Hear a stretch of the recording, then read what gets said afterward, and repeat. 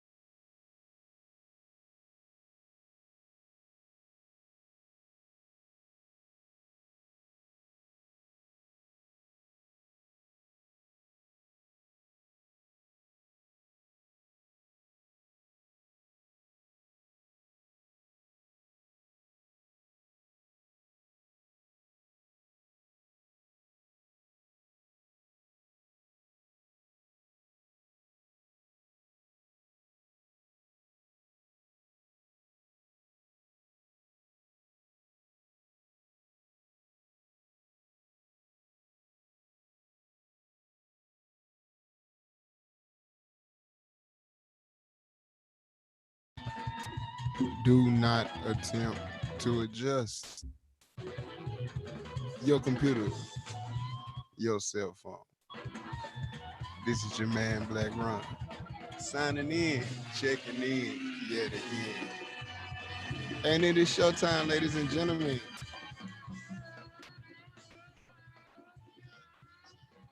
Yeah, we in this thing.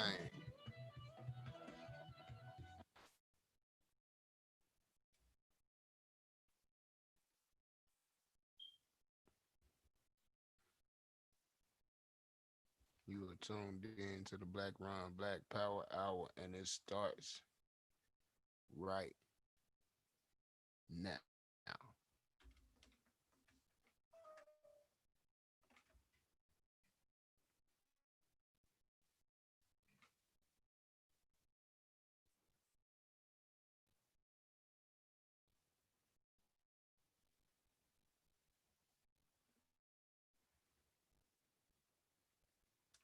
Hello and welcome.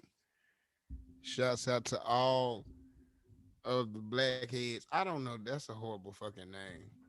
That's a horrible fucking name. Somebody said y'all should call yourself the blackheads. The people that fuck with Black Ron, that is. And I said that that's a horrible fucking name. But what do I know? Y'all should tell me what y'all want to call yourself. I call y'all the family, FANMILY. My family of fans. That's what y'all are to me. But you know, who you want to be to yourself, that's totally and completely up to you. Can't tell nobody what to call themselves. So if you want to call yourself blackheads, by all means, y'all can be the goddamn blackheads.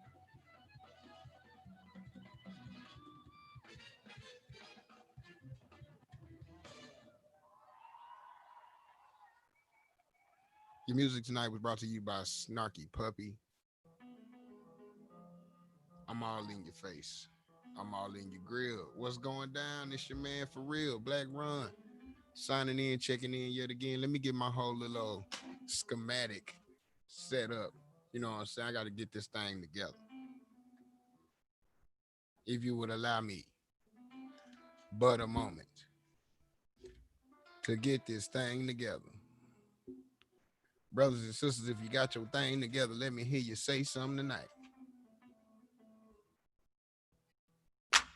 Wind chimes. Let's get some applause in the building. Let's make some noise right now. Matter of fact, I need some more noise. Make even more noise right now. Yeah, we in the building. You came. You here with me, and I'm here with you. Huh? Yeah. Make it loud in here. Huh? There it is. Are you not entertained? I'm over here playing with all of my new bells and whistles and everything that we got over here. We got some stuff for y'all, man. I told y'all if y'all continue to support me and rock with me, that I was going to in turn double down and invest into this thing called a podcast. Um, and that's what the fuck I'm gonna do. Give y'all my all, my complete, my entire me. You know, y'all show y'all love, y'all show y'all support, y'all buy tickets to the shows, y'all buy merch. You know what I'm saying? You send money on the Cash App, you send tips on the Cash App when you watch the shows. I I have no choice. I have no other recourse but to then turn around and give y'all that love right the fuck back. I would be less than to do anything else. So, what did I do? Somebody say, what you do then, Black Ron? I tell you, if your nose ass let me. I tell you what I went and did. I went and purchased professional lighting. and I went and purchased some professional microphones and a sound mixer, and I got a drum machine. Back from my days of back when I used to produce and make music. So I got the drum machine over here on deck. Move, Scotch. Got Butterscotch over here bothering the shit out of me, as always. Uh, got all the bells and whistles, all the cables and cords that go with everything. And then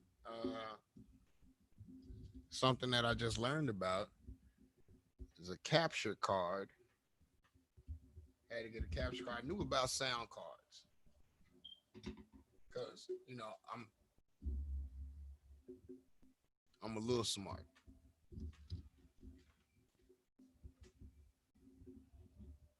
I say little because I still got stuff I need to work on. You know what I'm saying? But I'm a little bit smart. Big. So being that I'm a little bit smart, I knew that I needed a sound card. Talked to my good buddy Kevin White. He was like, "Yo, you need to get a capture card." He was telling me, what camera I needed to get and everything to that effect. So that's what I went and did. And I got mics, I got headphones, I got buttons and shit that I've been learning how to use, and all these cords, and all these cards, and all these cables. And I did all of that to bring to y'all quality programming. Look at the mic. Somebody take a look at the mic. You see this mic set up, huh? I can get it all the way out the way and you can still hear me. I can swing it all the way down here. Insane Martin Payne, huh? Get the mic, swing the mic all the way out the way. Somebody get a load of my boom. My boom game is up. Swing that bad boy down here and put it back in front of my face. So I can talk to y'all. Y'all can talk back to me. Took a lot getting this here music thing together. Speaking of this here music thing, let me uh let me get back to the tunage. You know what I'm saying?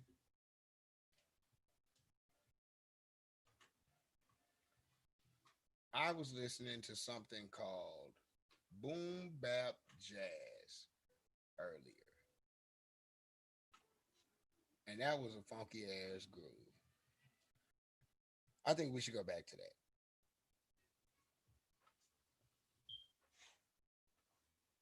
Let's go back to that. Here's some boom bap jazz.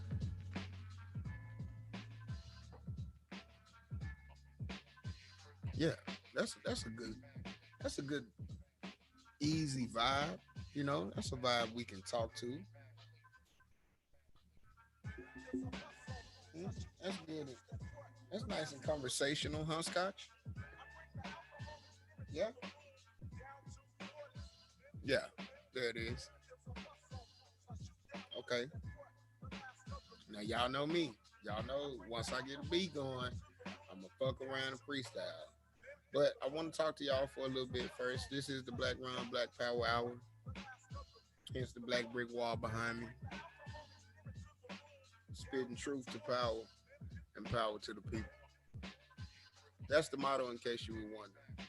So welcome to the Black Round Black Power Hour. Speaking truth to power and power to the people. I'm your host with the most, the man with the plan, signing in, checking in yet again, the Malcolm X of comedy, Sir Ronald P. Daly II is what they call me on my government name. Yeah, my first name is actually Sir. I'm more affectionately known as Black Ron. And this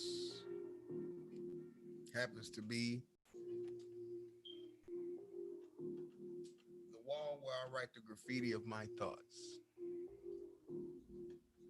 Up here, all along this wall, this is where my thoughts reside.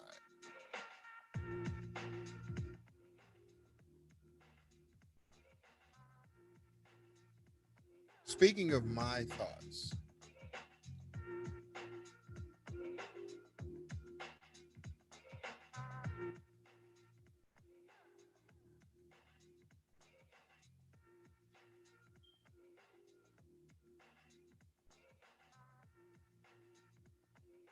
hold down, computer froze right there. Speaking of my thoughts, I want to give major shouts out to the main people who have been here from the start. I call them the Magnificent Seven. Sometimes I call them the Super Friends. Sometimes I call them the people with no name. They are the people that have been supporting this whole Black Run thing, being online since its inception.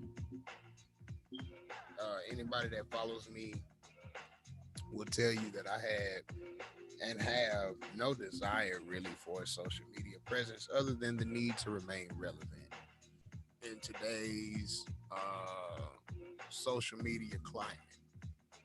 Dig me? So, that being said, I really have no need for a social media platform, so to speak.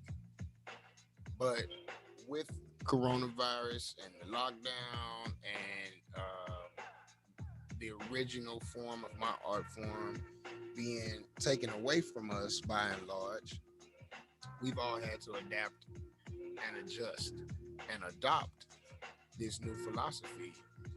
It's really an old philosophy. And it's basically if you can't beat them, join them. And right now, social media and social media content, social media comedy can't be beat. And since it can't be beat,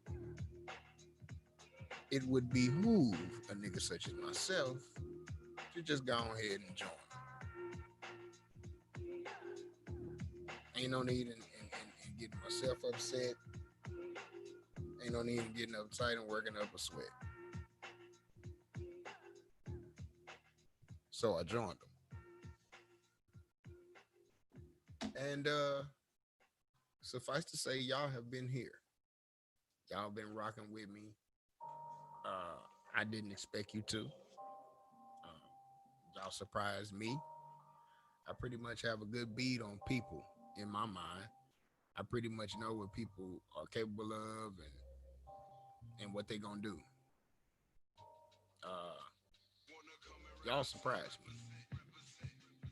The way that y'all have shown up, showed out, supported, new followers have came based off the social media content and internet shows and podcasts that I've been participating in and being guest uh invited guests on and stuff have yielded new fans and new followers, and those people rock with me like they've been fucking with me since before 2020. And I can't say enough about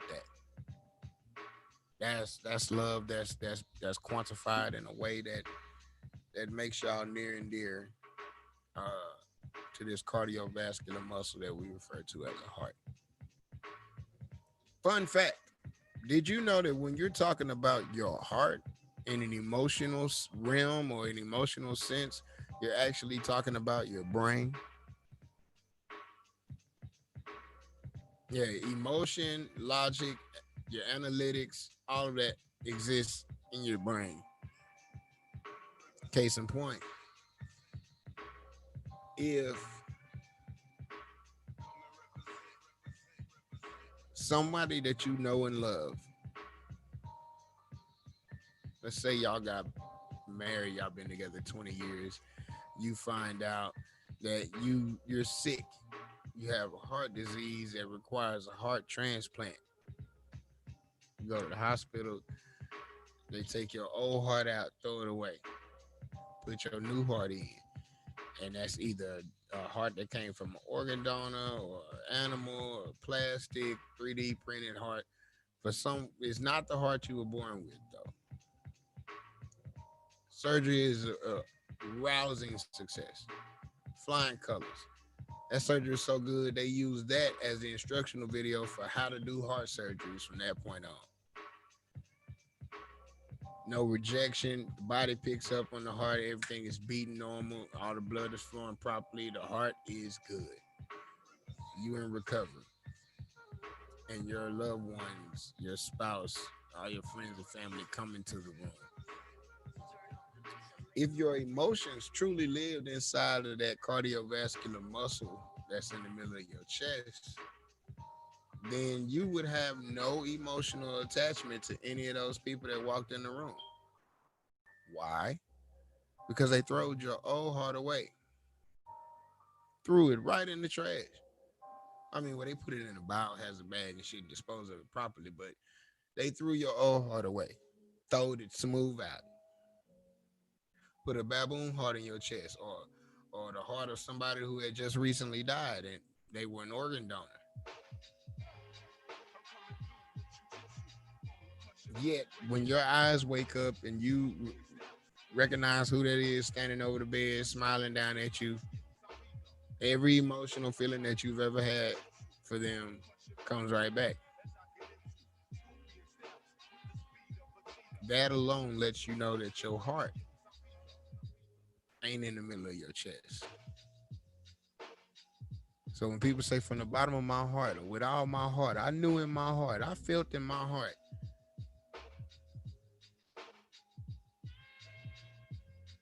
it's up here in the brain.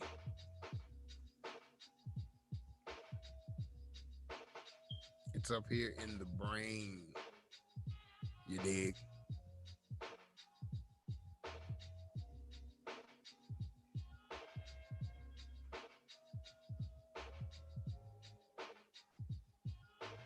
I just thought y'all should know that. That's a fun fact. That's something you can sip your whiskey to, blow your weed to. Nice little fun fact for the Brit name. You know what I'm saying? It's things like that. Little factoids that keep your mind clicking and whirring on all cylinders. You must learn something new every day. So just in case you didn't learn anything new today, you learned that. You know what I learned today? Something that I already knew, but it was reiterated to me today. People ain't shit, boy. Folks ain't shit. I tell you,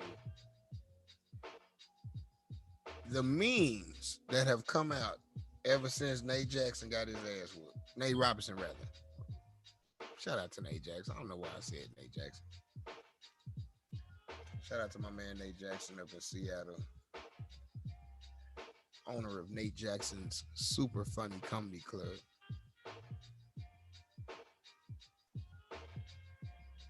Nate Robinson, rather, after he suffered his miserable defeat at the hands of YouTuber Jake Paul. The memes that have come out about this young man, vicious. Oh, the internet is vicious. The internet, man, I'm gonna put it in a song.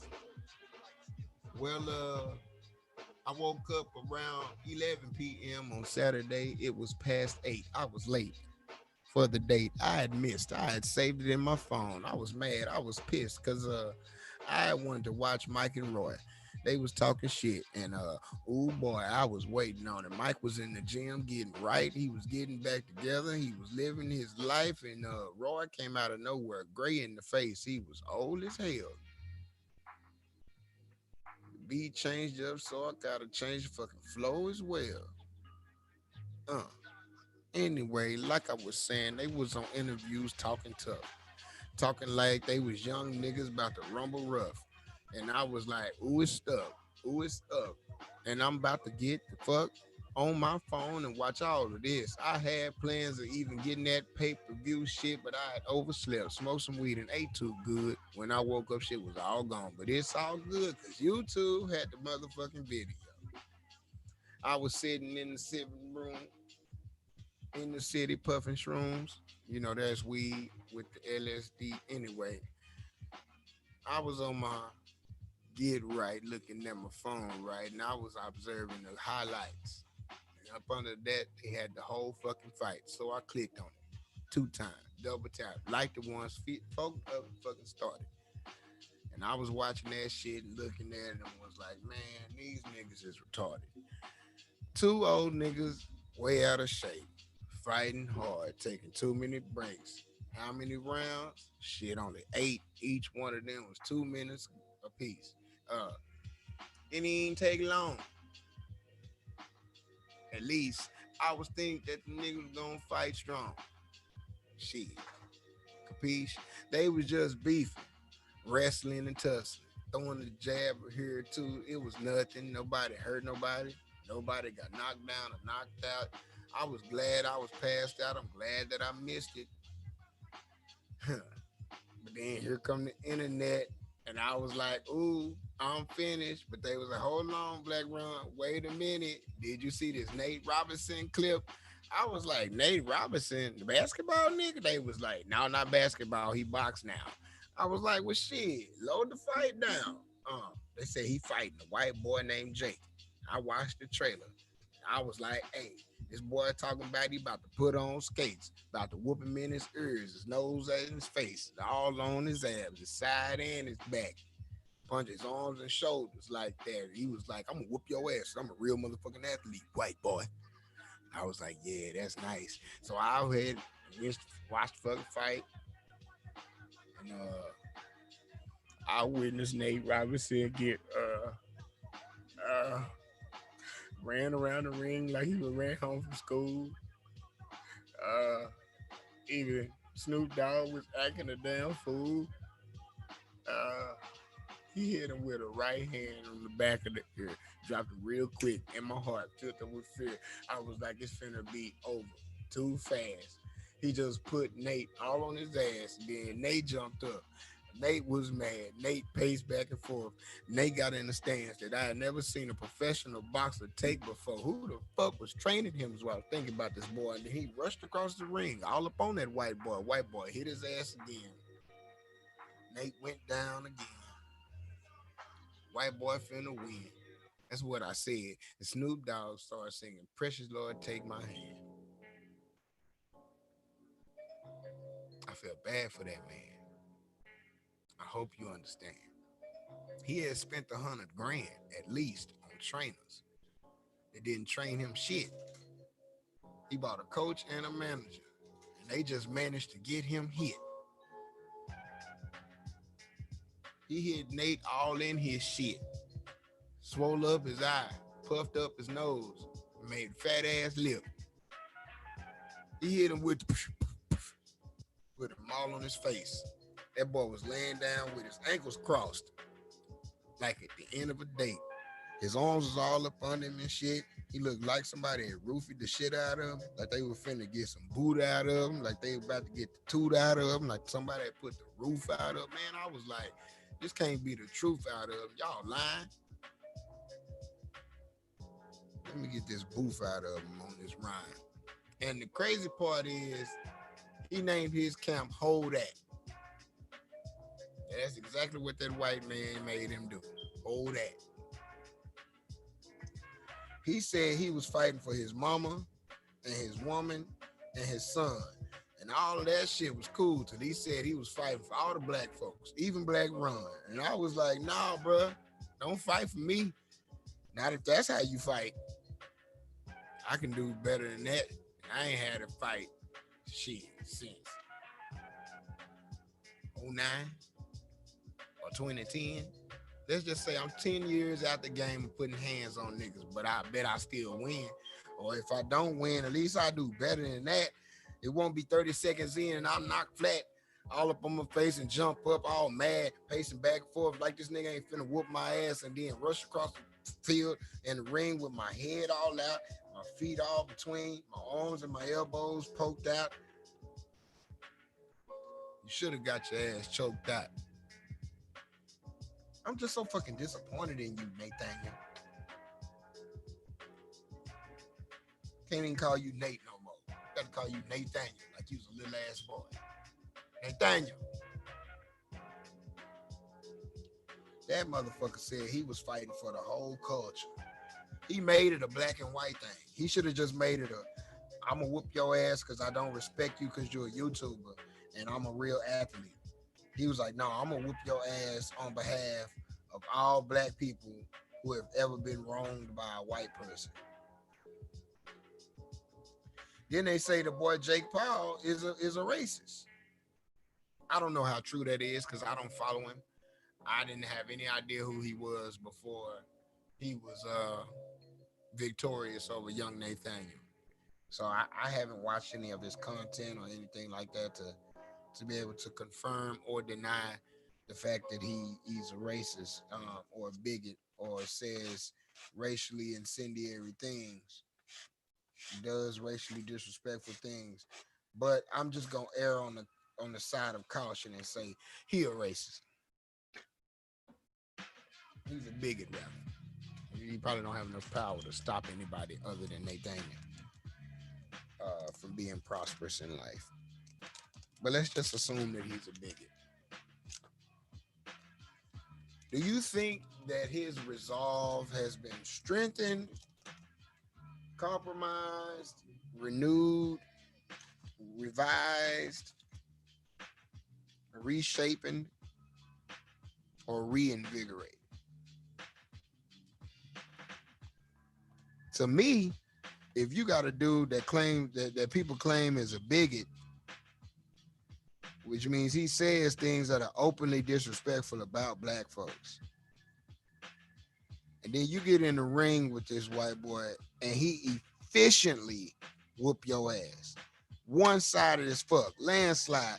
I don't think Nathaniel landed a single fucking punch on that man.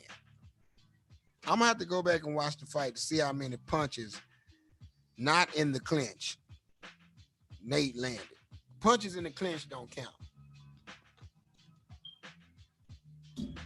I want to see if Nate landed. If he did land a punch, I bet you he didn't land no combination. I bet you every blow was isolated as hell with none of them power punches. Somebody need to go give me the CompuBox stats on that Nate Robinson fight. If I can get a family member, family. I've never had to say that word out loud. I always type it.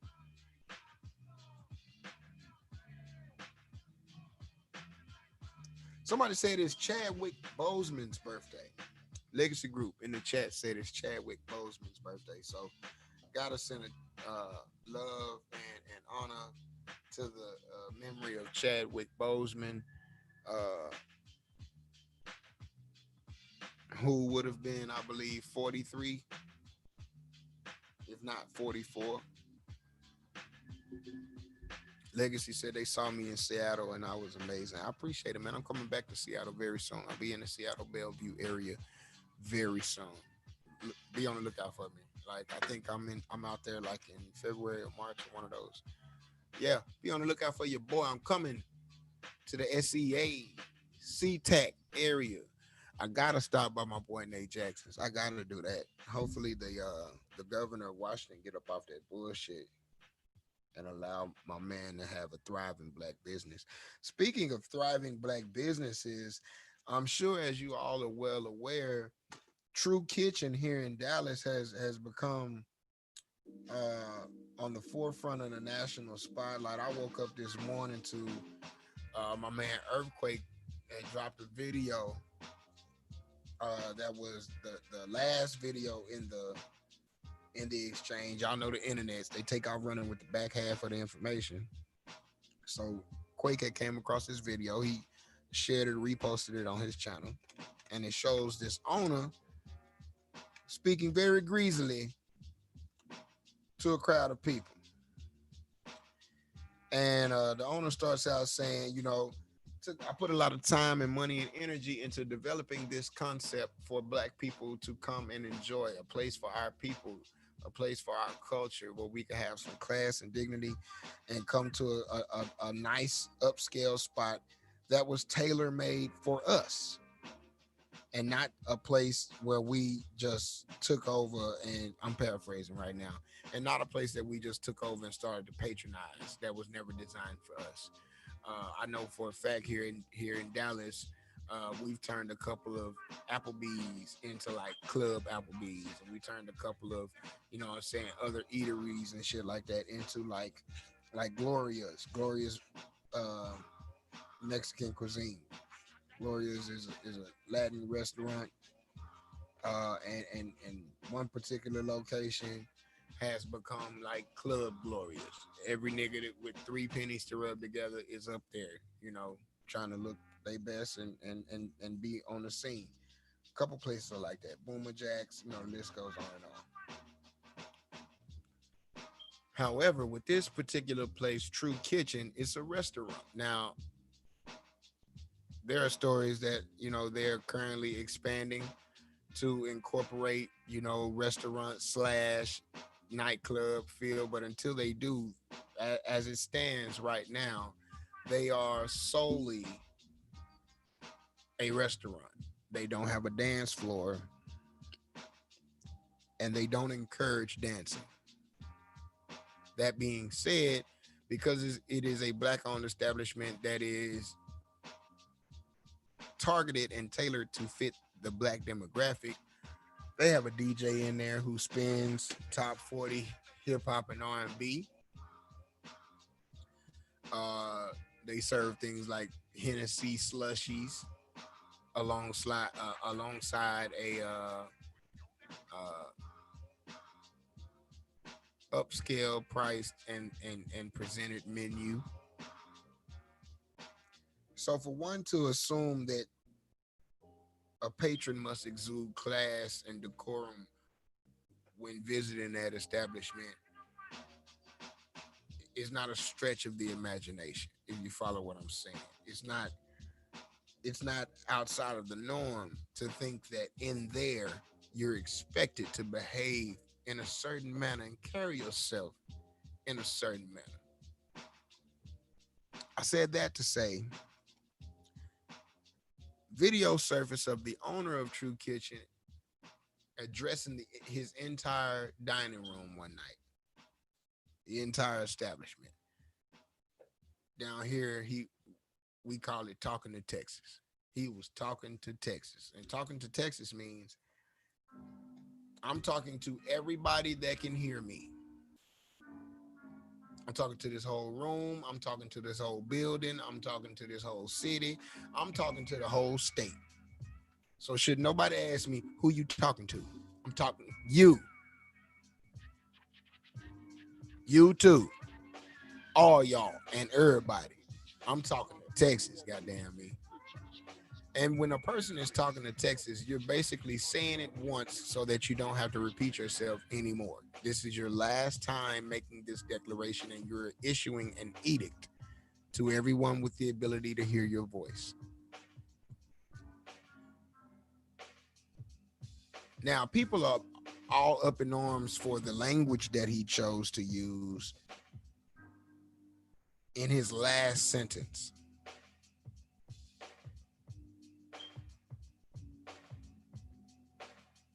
Because he said the phrase, and if you don't like it, get the fuck out my restaurant because your business ain't the kind of business I want anyway. I don't want your money.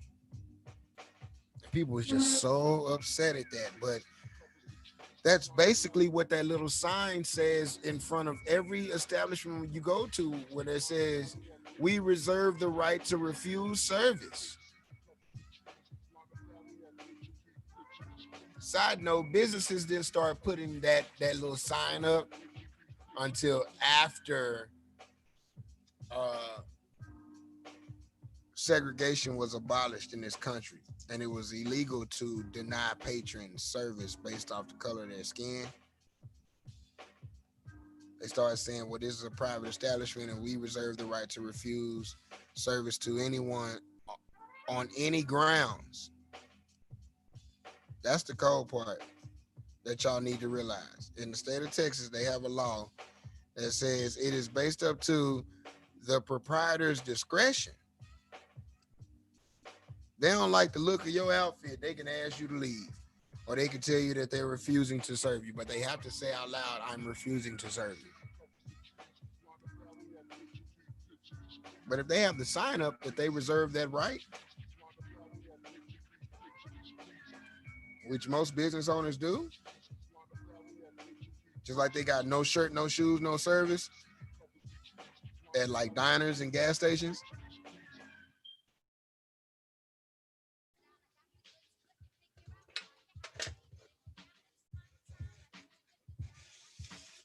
So if they'll tell you on a little bitty sign, I don't want your business no way, nigga. Then what's the difference in an owner saying if you're not gonna behave the way this establishment was designed for its patrons to behave, then your patronage is not only unwanted, it's unwelcome.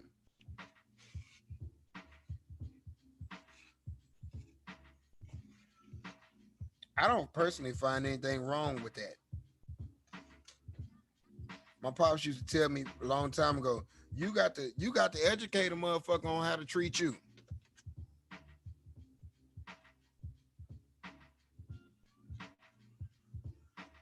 Now, for those that eat and go to new restaurants and popular spots and stuff like that, I've heard a lot of great reviews about True Kitchen. The only bad reviews I've heard are about, the timeliness in which you might get an order back or anything. But from what I hear, it's always jam packed in there, and that's why sometimes it take you a long time to get your order, to get your drink order or get your food order put in. But I hear nothing but great things on how the drinks taste, how the food tastes. Somebody said they be in there pouring strong drinks. So, I hear nothing but great things about the establishment. It's virtually impossible to get a reservation there most nights. So, they're doing quite well for themselves. He ain't hurting for no business, in other words, is what I'm saying. So if he decides to dictate what type of people he's gonna have in his place, realize that he's in a place where he ain't hurting for no business. See, when you hurting for business, you'll have who in there, whoever spending money.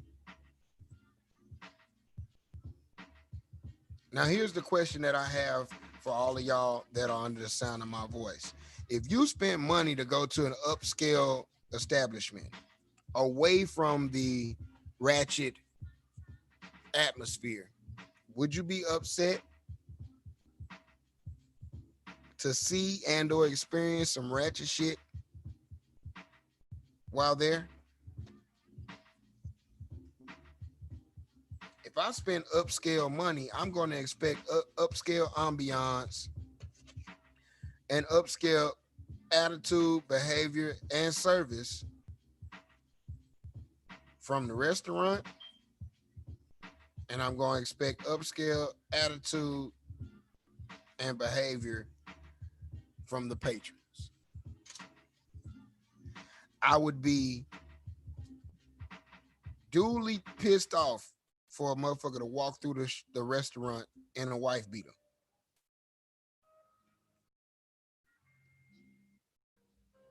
Even when I was waiting tables, nothing would piss me off like a person coming into a restaurant dressed like he just got through shooting a music video. There's nothing wrong with the style of with dressing that way. However, in a fine dining restaurant where formal clothes is the attire, is the standard attire, for you to come in that motherfucker in a velour tracksuit, you are underdressed. There's a time and a place for everything. Motherfucker, you'll put a suit on to go to court. Put a suit on to spend $500 on your fucking meal. Niggas say I'm spending money. It don't matter how the fuck I'm dressed. It does though. It does though. For everybody that says clothes don't make the man, I guarantee you don't own a suit.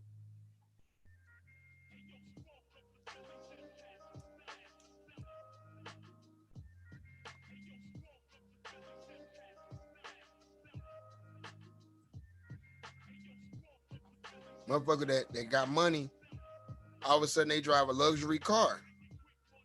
Why? Because your vehicle should be indicative of your new financial status. You start eating at fancy restaurants, living in a fancy neighborhood. Why? because all of those things should be indicative of your newfound financial status. So why wouldn't your behavior be indicative of your newfound financial status also? And I don't mean your behavior as in how you treat others. I mean your behavior as in how you carry yourself. So you mean to tell me you gonna buy Gucci now instead of regular domestic designer brands? You came up on Pro Wings and Walmart clothes and all that shit. Now you Gucci down, Louis down, Prada this, Dolce and Gabbana that. But put the you're not gonna put on airs. So you gonna dress like you was born in an Italian on Rodeo Drive in an Italian tailored design shop, but you're not gonna act accordingly. So you're gonna move out to the suburbs like you used to that kind of lifestyle, but you're not gonna act accordingly. So you're gonna drive the type of vehicle that's associated with that type of clothing and that type of household. But your behavior isn't gonna reflect that. That don't make no sense to me. How you gonna be bougie everywhere but where the fuck it counts? And that's in how you treat yourself, how you carry yourself, the respect that you show yourself. How can you demand anybody else respect you if you not leading by example and showing a motherfucker how to respect you by respecting your damn self first and foremost? See, when you respect yourself, it's not hard to respect anybody else.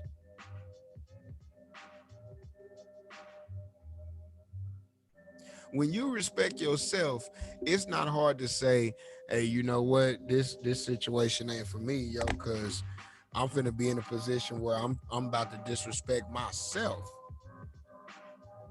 to make a motherfucker point.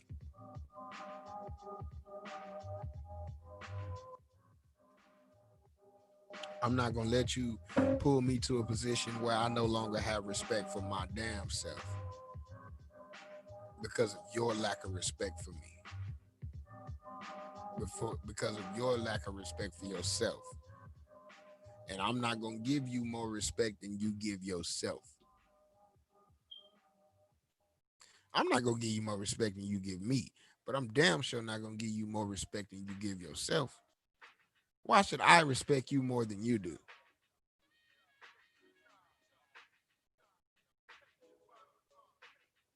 That's like you go over somebody's house, they serve you on paper plates, on the floor, eating with their elbows and shit, and you over that motherfucker tucking the napkin in your neck and shit, eating at the table and shit. Table sticky, covered with crumbs and shit. You get up, wipe your crumbs up into your paper plate, roll your paper plate up, throw it in. How you gonna have more respect for their house than they got?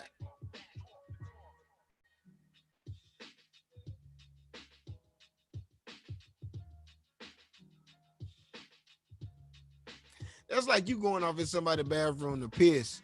You looking there and see their bathroom dirty, and before you leave out of there, you just go ahead and scrub their tub and wash their baseboards one time, get that ring up out of there. You don't stay there or nothing. You ain't finna move in. You don't. You just pissing right quick.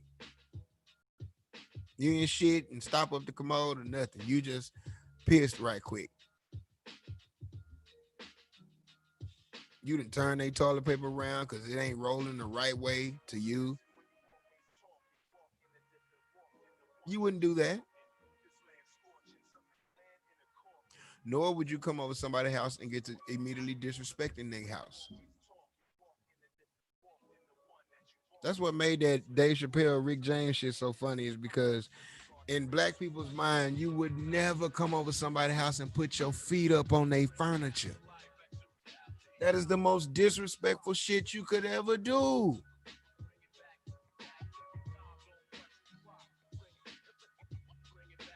The only time it is okay to stand up on somebody's fucking furniture is if y'all just hit the lottery. Your song just started playing on the radio. They just said your name on TV. Uh, a snake or a really big dog or wild animal just charged off in the house, and you jumped up on the couch instinctively. Um, you trying to clean off the curtains behind the couch and you too short and can't reach. Other than that, ain't no reason to be standing your ass up on nobody's fucking furniture. If a motherfucker came over to your house and got up on your couch with their shoes on, what would be your response?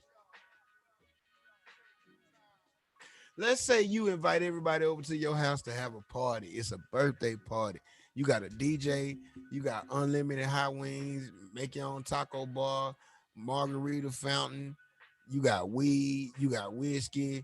Is everybody beautiful and sexy, and everything is nice.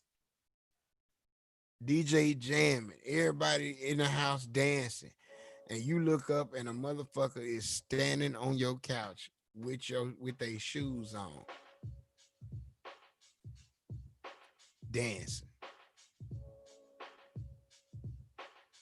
What would be your response? You look up motherfucker standing on your kitchen table, dancing. What would be your response? Honestly, I want to jump in the comments. I want to know what your honest reaction would be if you, with your grown ass, were to come home, see a motherfucker dancing.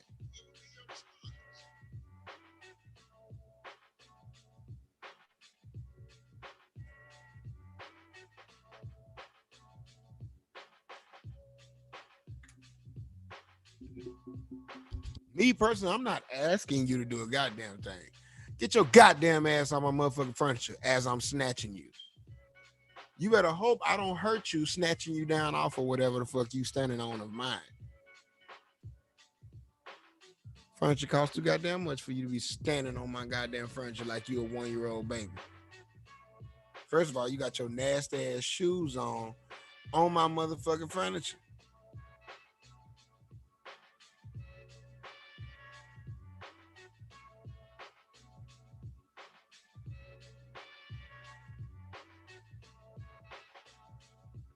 Nobody looked at that part. Here's something else that nobody looked at. Cuz that went over there to the table 2 times before the video, before the footage of him going off, before he went off. He made it very plain that his restaurant is a restaurant. It's not a nightclub. In other words, he's not zoned for dancing. He doesn't have a dance floor.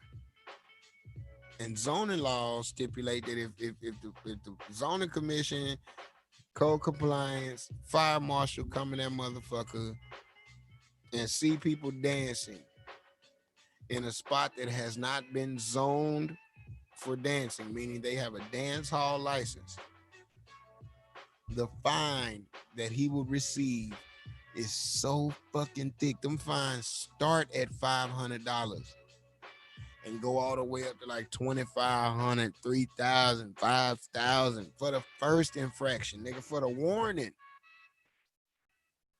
I shit you not. They hit niggas over the head with 2,500 on a humble. Ooh, you got too many niggas in here. 2,500. Don't you have more than 80 niggas in here from now on? Then they put a fire marshal official occupancy in that bitch. They coming in here do head count. They got 81 niggas in that bitch. 3 G's. We told you, and we're not playing with you. If we have to tell you again, we'll shut you down for a month till you can learn how to count in this motherfucker. I shit you not. If they go off in that bitch and he got motherfuckers in there dancing, twerking and shit, that's dancing in its highest form. You shaking your ass. He look up, you got people in here shaking their ass like you zoned to be dancing? 2,500. Come back again and you ain't zoned for dancing with all these dancing motherfuckers in here. 5G. And if we got to say something to you about it again, we'll shut you down for good. Liquor license? Oh my God. Go off in that bitch without your liquor license if you want to. And it better be prominently displayed. Better not have to go find your goddamn liquor license. Nor should I go have to go find your occupancy registry. I better see your motherfucking license to do business at this location, and I need to see your liquor license right now, or everybody in here going to jail. I mean that. Everybody in that bitch is going to jail. All the servers, all the patrons, the owners, the manager, everybody going to jail. Dead ass serious. Did you hear me when I said everybody?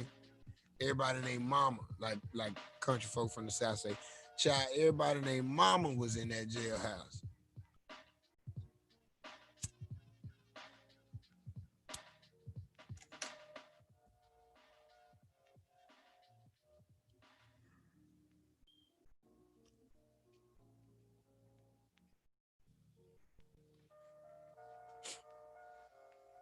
My bad, I had a booger in my nose.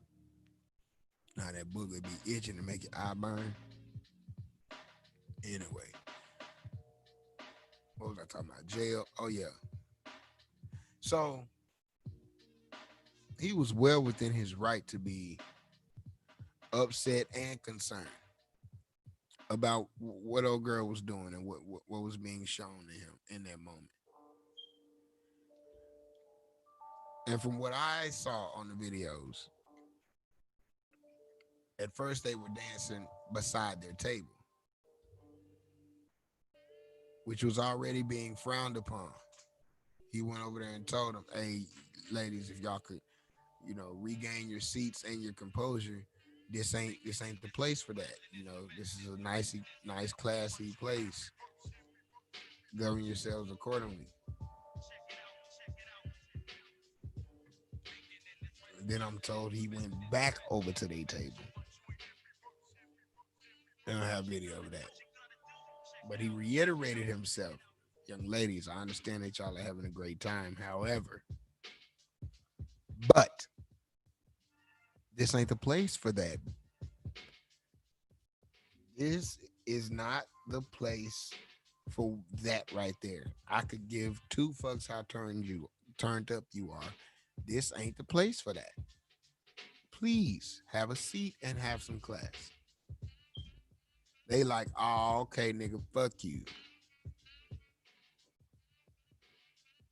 And one of the girls that was dancing proceeded to, with her shoes on, get up on this man's furniture. The back seating area is all booths. So let's just call that a couch. Got up on that man's couch, leaned up against the floor length frosted windows, and started twerking. Not for no money, not because she's an Instagram or a social media sensation and she was doing it for a prank video and the owner was in on it or none of that shit. No, just some Cindy Lauper girls just want to have fun type shit. Fuck what you said, Mr. Manager. Me and my girls finna have us a good ass time. We off in here. Are you fucking kidding me? We know you said stop dancing and sit down 2 times ago. Fuck that. Kiki, get up in the booth. Stand up in the booth and lean up on the fucking window and show this nigga. You better throw that ass in a circle, which was the song that was playing. And a lot of people are trying to come out and say that it was the DJ's fault for these girls getting up and twerking on the fucking furniture. And to that I say, miss me with that bullshit. Because you've been to white restaurants and a popular hip hop song came on. You didn't get up and start cutting the monkey food. You done been out with your parents and a popular song come on. You didn't get up and start cutting the monkey food.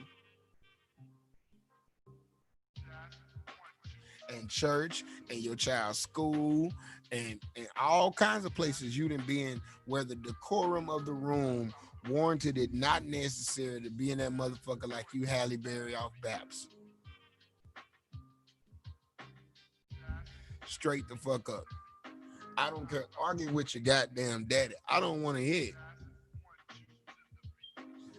Everywhere else you go, you know how to carry your goddamn self. And you get to a black owned establishment and think that because he's black also and he said that he made the restaurant for the culture, that means that you get to do whatever you want to do, whenever you want to do it, however you want to do it, huh? That's a problem, black women, and y'all need to address it about why there's little to no respect for black men from black women.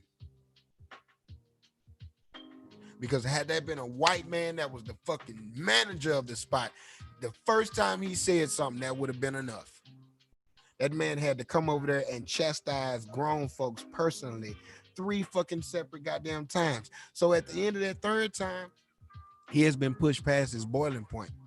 Let the whole restaurant know. I put way too much time, money, and energy into this for it to be ran down the drain by ratchet ass, classless motherfuckers that think they can come in here and jump up on the motherfucking furniture and lean on the windows and twerk, even after they've been told that that shit ain't cool here. This is a classy goddamn place. You either gonna operate yourself with some fucking class or you don't have to come back. And if what I'm saying to you now is offending you, by all means, get up and get the fuck.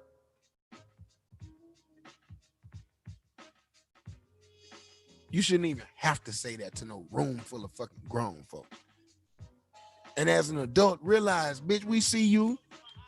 We see you, bitch. You ain't got to be seen all the motherfucking time. Cause it wasn't no twerk competition. It wasn't your birthday. Wasn't nobody throwing money. Wasn't no reason for you to get your ass up in that man furniture shaking your ass.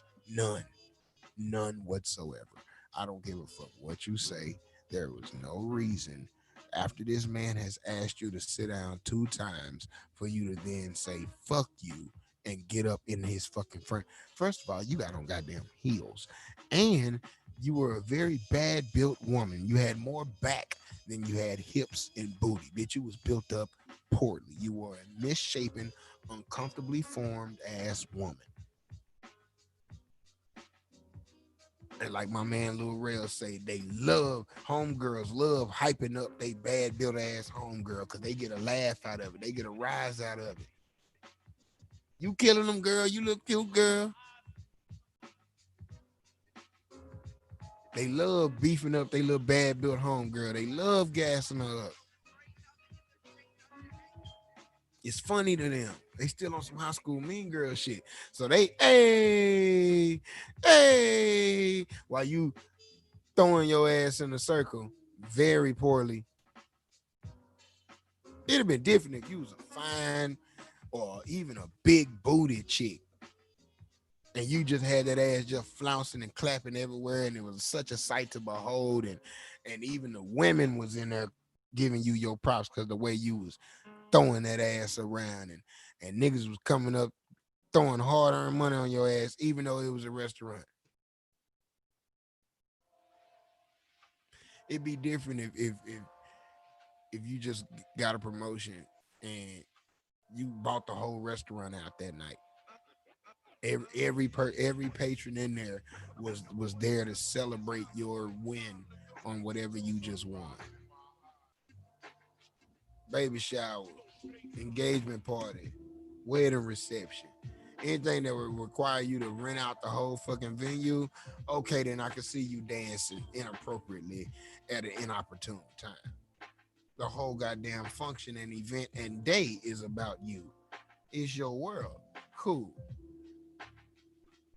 But personally, if I take my lady friend, woman that I'm seeing, chick that I'm hitting, whatever, whomever I take out to eat, and I decide that we gonna go to a classy ass establishment like True Kitchen, where the appetizers is $20. We gonna go to that kind of place and spend some money and eat That means that number one, we got to get fly in the bitch when we go. So we in the house suited and booted, eating off this high price menu, drinking these equally high priced drinks. And we look over and it's a chick twerking. I'm turned off. I didn't come here and spend all this money for that type behavior. I could have got that shit at Applebee's. I could have got that type of behavior at a hole in the wall that serves hot link baskets and chicken wings and you feel what I'm saying? Pork chop sandwiches and shit. Those are the places where you go when you look up and motherfuckers are standing in their chair dancing and shit. Not no brand new ass restaurant. Hell no. Downtown Dallas in a sea of white businesses. No, you ain't gonna tell me that black folks are that uncouth to think that that shit is okay. You can't tell me that black folks in 2020 are still that behind to think that that type of behavior is cool or okay. I wouldn't stand for it. Me thinking that it's a restaurant, what if there were children and elders there? You always shaking your ass in front of people, grandmamas and kids?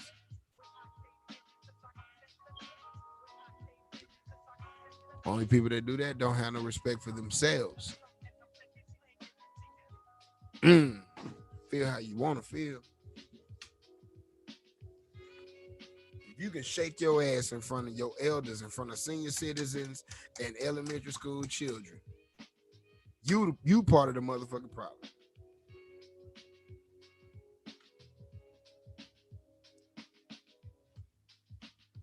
You ain't teaching them kids nothing but how to objectify women, and you teaching little girls how to be objectified.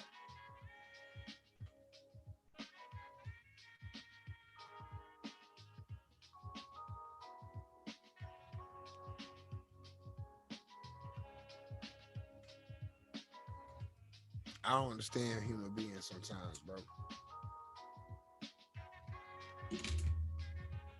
I really don't understand human beings sometimes. You gonna disrespect this man numerous occasions. Then when he go off, all of a sudden he in the wrong. Motherfuckers love pointing out the camel's back. They don't say nothing about the big ass pile of straw that he buried up under.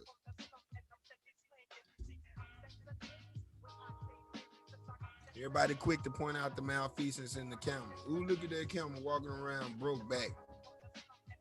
Back just broke. Nobody say, wait a minute though. That nigga came in this motherfucker with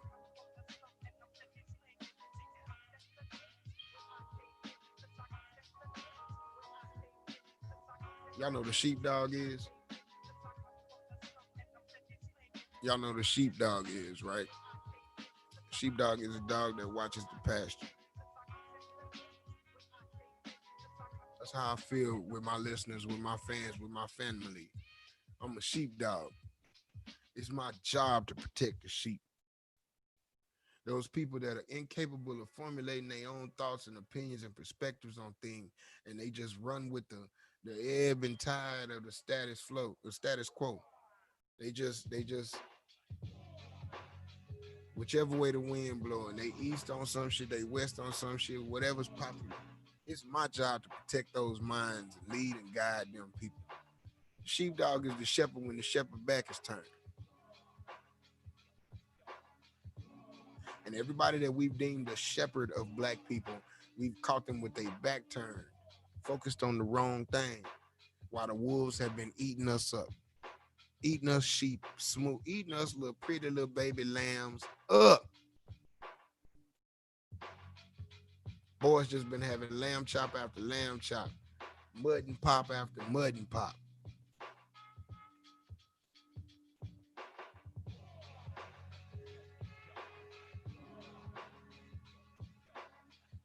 Sheepdog gonna have to fight the wolf.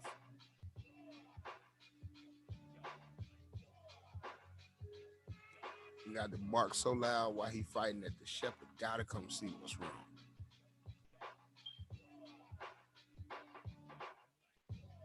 And when the shepherd sees what's wrong and sees that the sheepdog is protecting the weak, defenseless sheep, oh, he ain't got no choice but to step in, intervene, kill the wolf.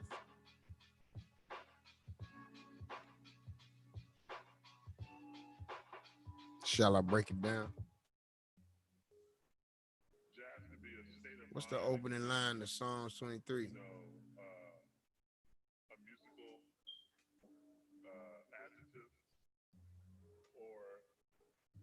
I believe it says the Lord is my shepherd. God is my shepherd.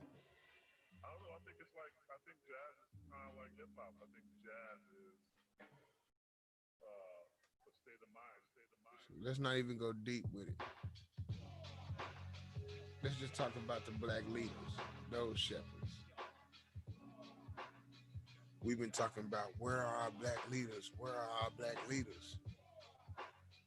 Take sheepdog like us to go to war with the wolf. And we got to make up noise. We got to make up so much noise that them leaders, them shepherds, they got to come over top of the hill and see what the fuck all the commotion is about. Because they've descended over they've crested the hill and now they're descending on down on the other side. And we coming up behind everybody. So we letting the little sheep that are right behind them ascend the hill before us. And we gonna bring up the rear. And we started and we get halfway up the hill and we turn around just to take a cursory glance at everything, and out the corner we see a motherfucking yet another wolf creeping up on us. And sometimes the wolves catch us off guard. Motherfucking sheepdog can't be everywhere at once. Neither can the shepherd. So sometimes the sheep are left to their own devices. Sometimes they run off. Sometimes they get separated from the pack. A personal guide to the world of indie music. That's them young, impressionable minded ass black folks. That's them potential coons and potential revolutionaries.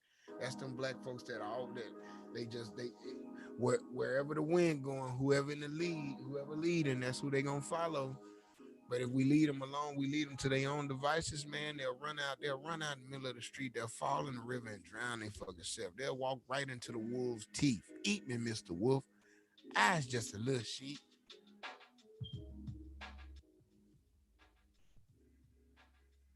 Very few of them have the desire to be anything other than a little lamb.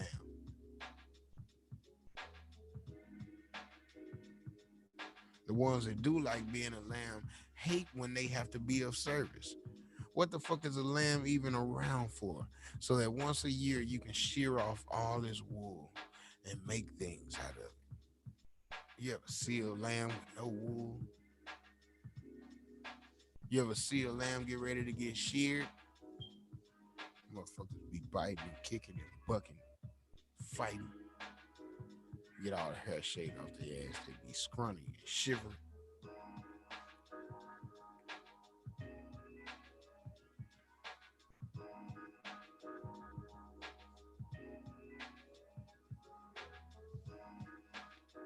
Your only purpose, you can't even serve that. Because you too busy worried about what the fuck the goddamn Rams and U's is doing. You too busy worried about what the fuck the sheepdog doing. You too busy worried about where the shepherd went off to even pay attention to the goddamn wolf. Pay your sheep ass some attention, man. Stay with the motherfucking pack. Hold your head down and graze quietly, nigga. Don't be all on the fringe of the motherfucking pack like you about that goddamn life. Get off in the goddamn middle of the herd where your coon ass belong, where you can be protected, where there is strength in numbers. And where do the coon ass niggas protect themselves? Oh, I'm gonna make it make sense to you all night long. What are them coon ass motherfuckers, them sheep ass motherfuckers, them little stray minded, wary minded, run anywhere the wind blow motherfuckers love to protect themselves within their numbers? Every time they get outside, they goddamn body, they run back and rely on the fact that they got all the numbers.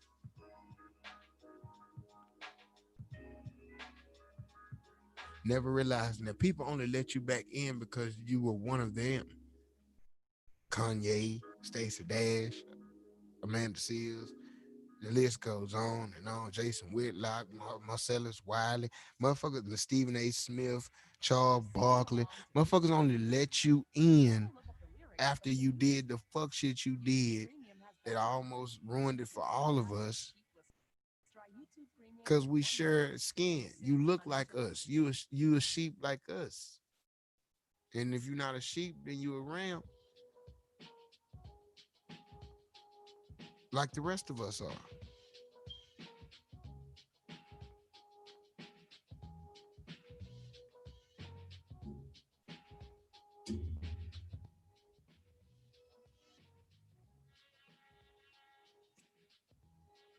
a sheepdog, cuz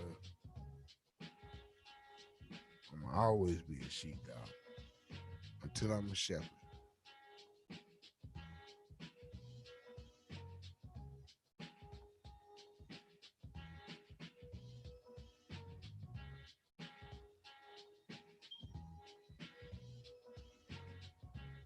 Y'all coming with it in them comments.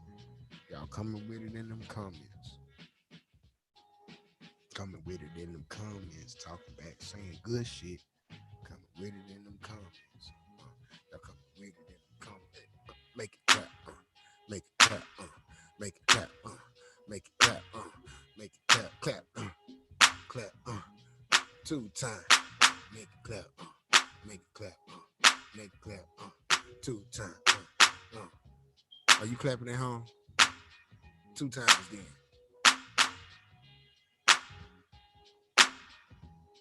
2 times.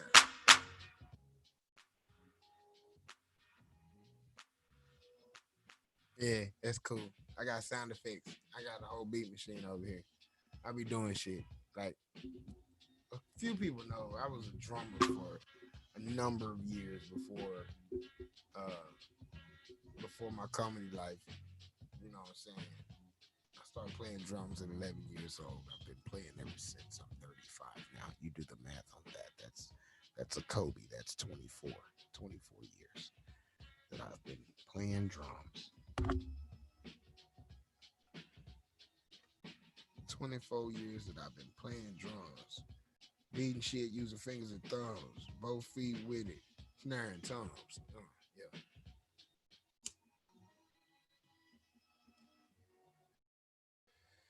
So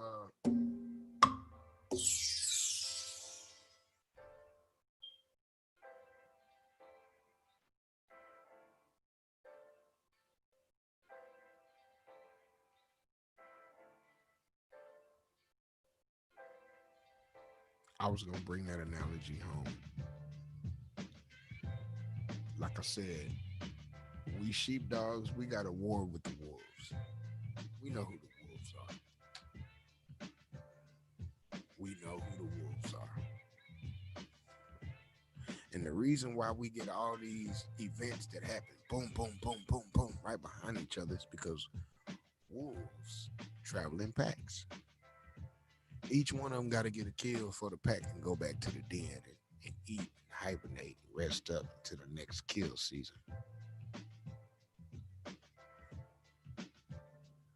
That's why so many of them hit us in such quick succession.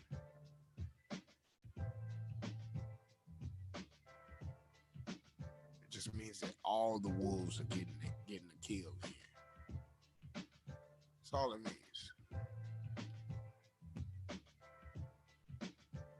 After a while, their bloodlust is satiated, and we're able to go back living in peaceful fear. In a constant looming state of dread, always drearily lingering over our heads like a fucking storm cloud. A storm cloud that you can feel on your shoulders. You know that cloud low when you feel it on your shoulder, meaning like it ain't got to start raining and you gonna be soaking wet. Goddamn lighting, striking after each one of your steps. You was just quick enough to get out the way. I'm talking about just quick enough to get out the goddamn way.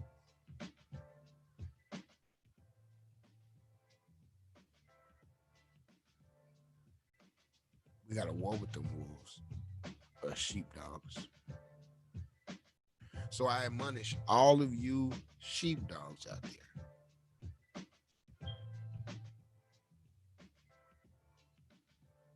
Pull your hair back, peel your eyes open, scan the perimeter. There are wolves out there. If you don't see them, you're not looking hard enough. You're not doing your job well enough, sheepdog. You can't be a shepherd yet, because a shepherd got to sit up on top of the hill and look way out. The shepherd got to mend fences and deliver babies, separate rams that's got their horns hooked together and shit. The tasks set forth by the shepherd are a lot. And he got a herd, however many head of y'all last it is. He got to maintain and manage all these personalities. So you it might not be in you to be a shepherd.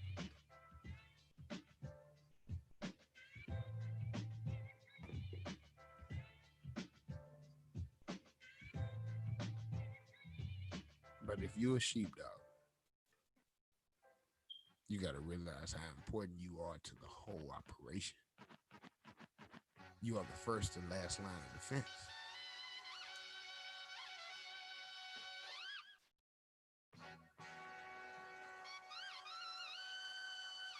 You are the shit. Nobody else. Just you and you alone. And you got to fight on sight to the death. You got to make noise while you do it. You got to be willing to die for that fight. And not even for your own life. Wolf don't even want to kill you. For the legacy of that you've been tasked to protect.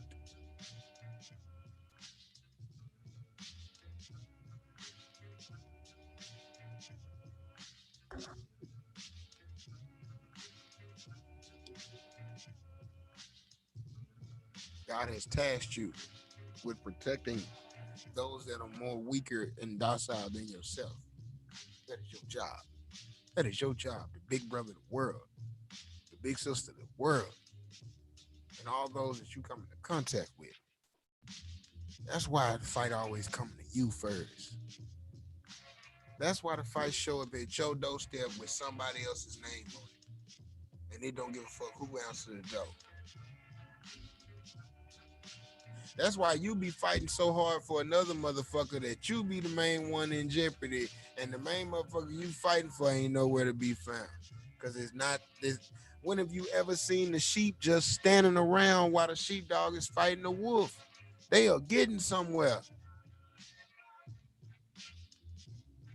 Cause what if the wolf wins? What if the wolf beat the sheepdog? I would hate to be standing right beside him.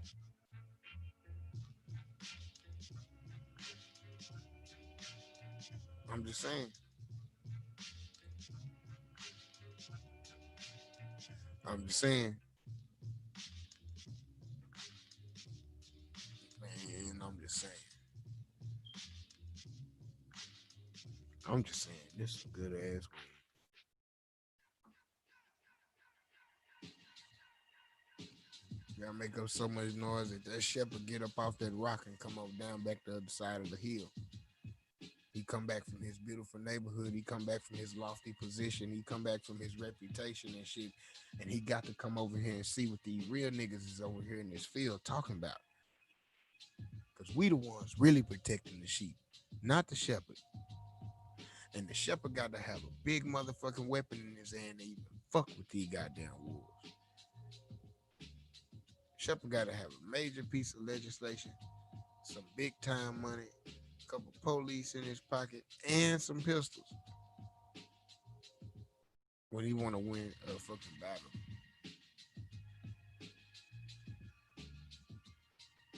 It's sad. It is so sad. How well do I know?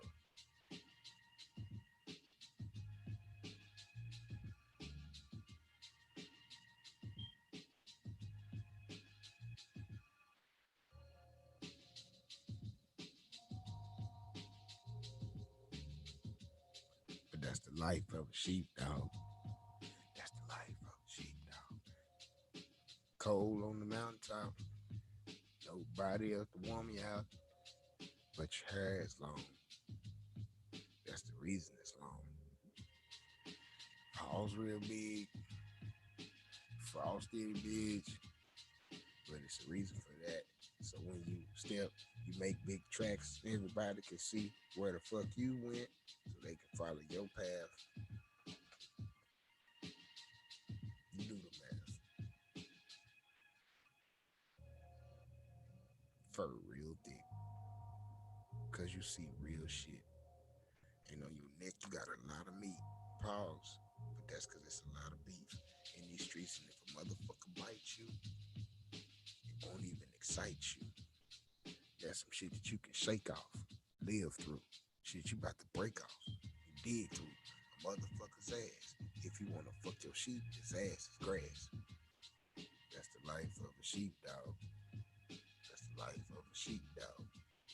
Y'all remember that sheepdog that was on the Looney Tunes cartoons? Hmm? Y'all remember Wile E. Coyote kept trying to get up off of that bitch and get him a young little lamb up out that motherfucker, and that sheepdog would stay fucking him up.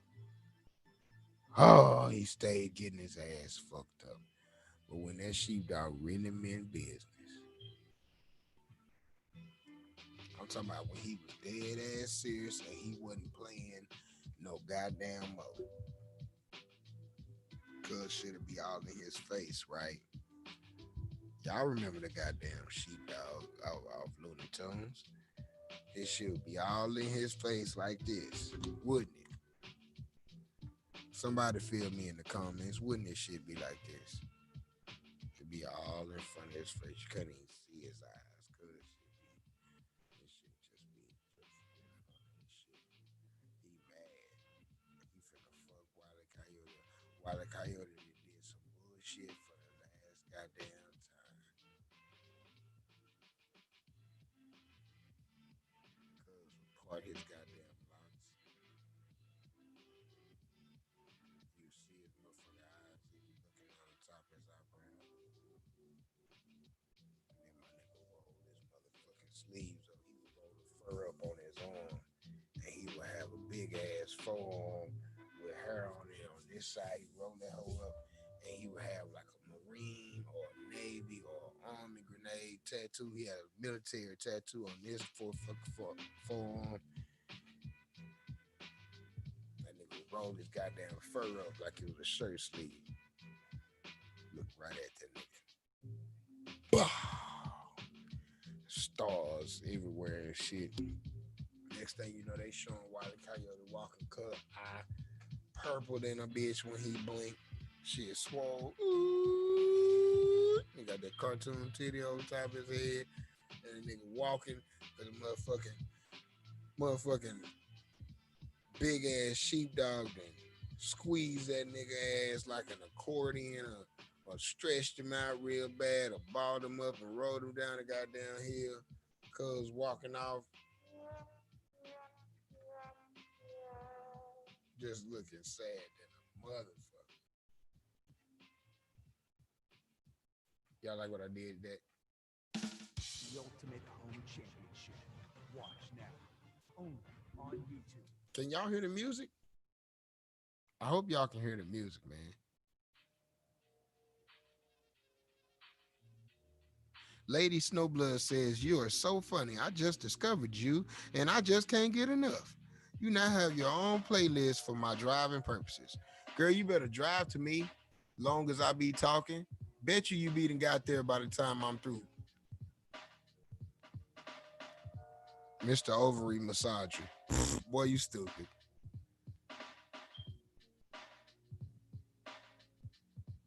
Y'all can't hear that jazz music? Let me cut it up a little bit. Say my engineer, cut it up a little bit. No, cut it up. No, up though.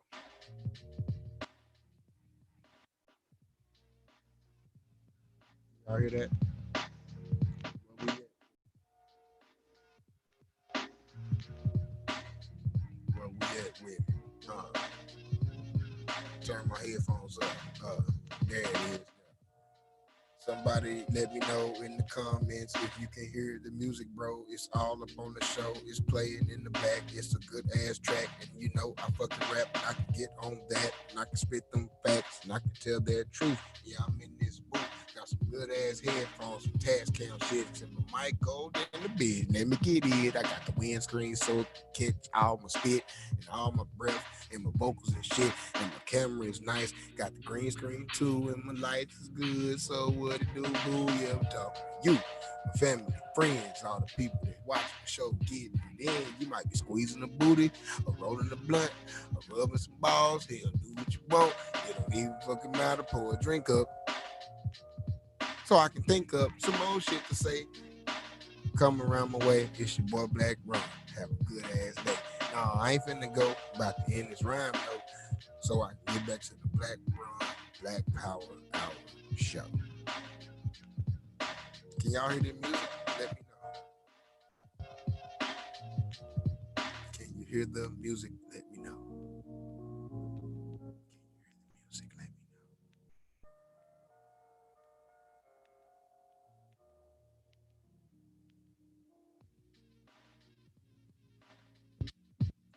Mr. Overly Massager says it sounds like a New York undercover scene.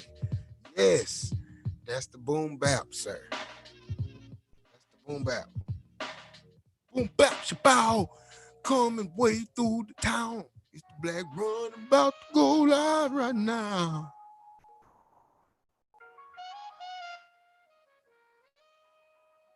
Lady Snowblood talking about she on the way with a sweet potato pie. All she need is the address. Girl, ain't nobody finna send you this address. Oh, you would try to come up with the house with the pie with some poison in it. Not the fucking guy. It's the Blaq Ron, and I say bye bye before I give you my fucking address. I laugh. Ha ha.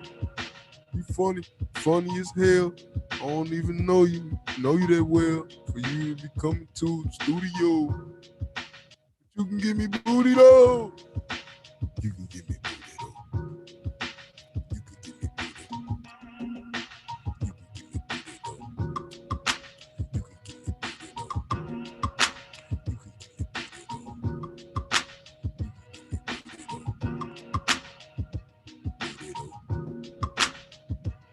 booty though. Booty though. Booty though.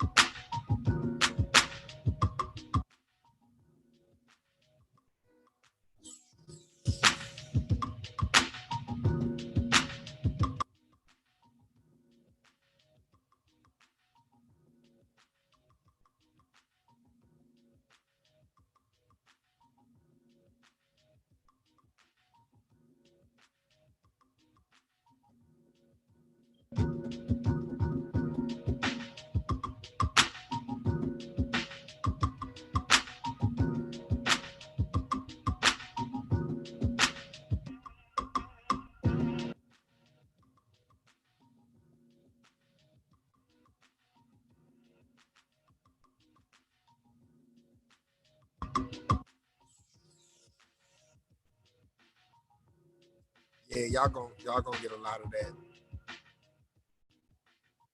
Y'all gonna get a lot of that. Your personal guide to the world of country music. Sign up for YouTube Music There's gonna be a Premium and whole get lot of one free Blaq month. Ron making beats. There's gonna be a whole bunch of sound effects. It's gonna be a lot of vibe. It's gonna be a lot of high shit going on. Welcome to the next level. It's gonna be a lot of shit. This was just a test run to test out the equipment, man. I thank y'all for riding with me through this dry run. Okay. I don't know if it showed up or not when I first logged in, but I got like a whole little show will be starting soon screen and everything, with my little graphics on that little thing, follow me on my little social medias, talking about that thing me. Well, if you don't Follow me on all my other social media platforms. What the fuck is wrong with you?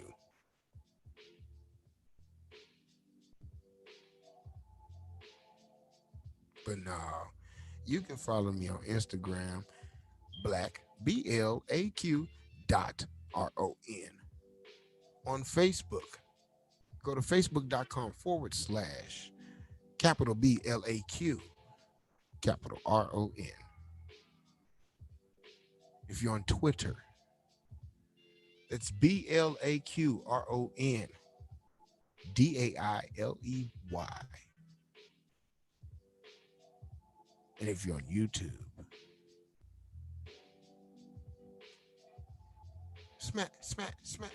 smash that like button for your boy. Hmm? Hit the like button for your boy. Hit the like button for your boy. Hit the like button for your boy. Hit the like button for your boy. I'll be like, thanks.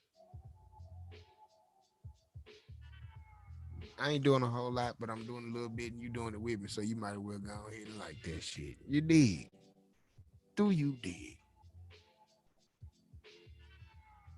You might as well go ahead and vibe with your boy. Like, subscribe, click the little notification bell. Tell you every time I'm on here doing a little something, you know what I'm saying? A little freestyle session. I might be giving you some Black Power. I might be giving you some news, other news. Might be doing we be talking. You know, that's every Thursday. We be talking. That's every Thursday. 8 p.m. Pacific Standard Time. 8 p.m. Pacific Standard Time. Every Thursday. That's we be talking. Let them know, fellas and ladies.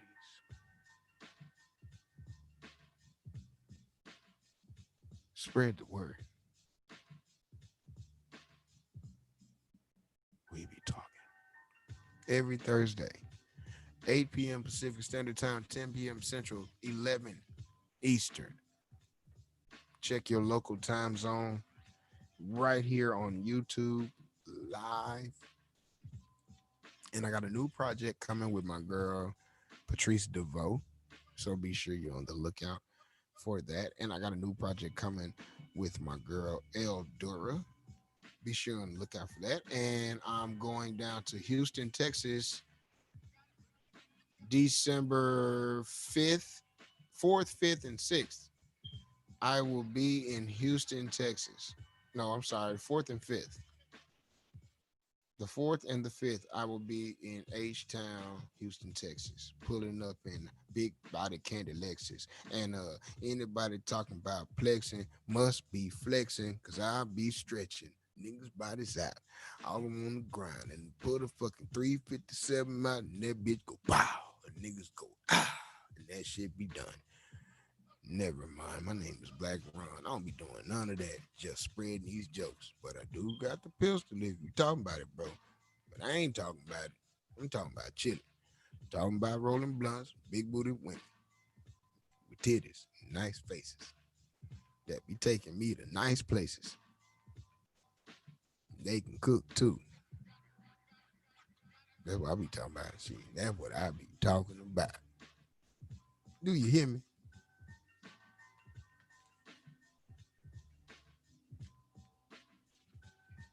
What did I do? I just cut my whole little shit off.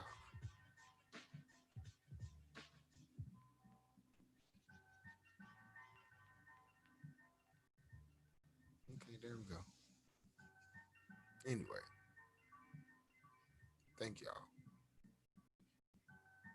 This has been the all new Black Ron's Black Power Hour. We're gonna do graphics. I'm gonna have drop downs and shit, man. I'm gonna be, hey man, stick with me. Fuck with me. Hey, I'm telling you. Y'all see what fucking with me so then got your boy so far. Matter of fact, I just I'ma yell. Y'all see what y'all done got your boy so far, huh? I got a whole goddamn production studio now, man. We doing things. We got lights. Hmm? I can wear white on camera. That's how good my lighting is. And we about to get some new cameras. We about to get better cameras. Like y'all think I'm bullshit. It's like so much. Oh, that's tight. Hell yeah. I can do it over here. Like, oh shit. I just found a brand new way to shoot my fucking show. All you bullshitting me. Boom style. I just shot the boom style mic. It's going down, and I can hear myself clear now. Yeah, so I know y'all can hear me too.